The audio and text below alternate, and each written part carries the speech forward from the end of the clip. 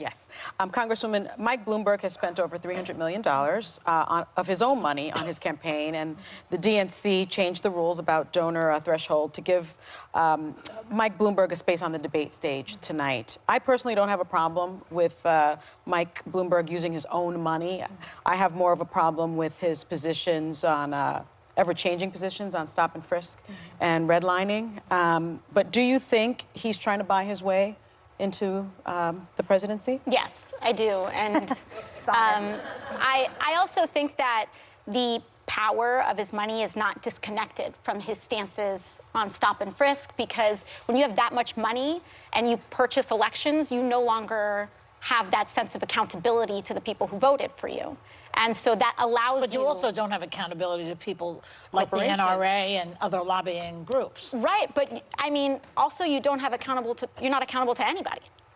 And so that's the good and the bad. Aren't you still accountable to the people that decide to pull the lever for you? Well, that's the thing. They make their own decisions. Because you can't, because no one can, as far as I recall, you can't buy an election. People have to either elect you or not elect you. So let's stop saying that, because I don't think it's like bad you can buy for the people. Yeah. I think it's bad to tell people that. But why are so many candidates billionaires? Well, because they're the only ones who seem to be able to. We've made it that way to be able to run. And here's the thing: is that if the amount of money that you have can force the DNC to change their rules, but the DNC would not change their rules for Cory Booker, Julian Castro, Kamala Harris, that is an actualization of power. And we all know how I feel about billionaires. I don't think that in a place where 60% of Americans can't even, make more than $40,000 a year, that the presence of a billionaire who largely makes their money off of businesses underpaying their workers, like Walmart, like Amazon, like so on, should exist.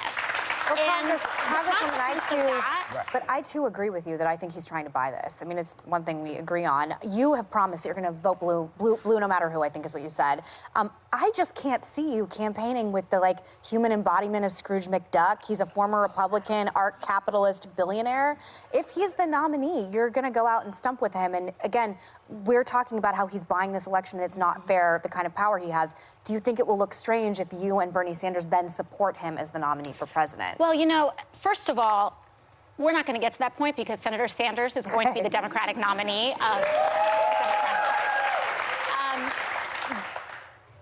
when the problem with a matchup like that is that you're asking people to make choices, in my opinion, of harm reduction. And that's not inspiring. That doesn't expand the electorate, which is what we need in November. We need young people to turn out. We need women to turn out. We need people of color to turn out. We need people with 2 jobs to turn out. And I don't know if every candidate can do that. I know that Bernie Sanders can. But bottom line, Alexandria, if I may call you that. Yeah, of course. Whoever it is, Bernie will back them, he says. And will you? I think we have to. We have to.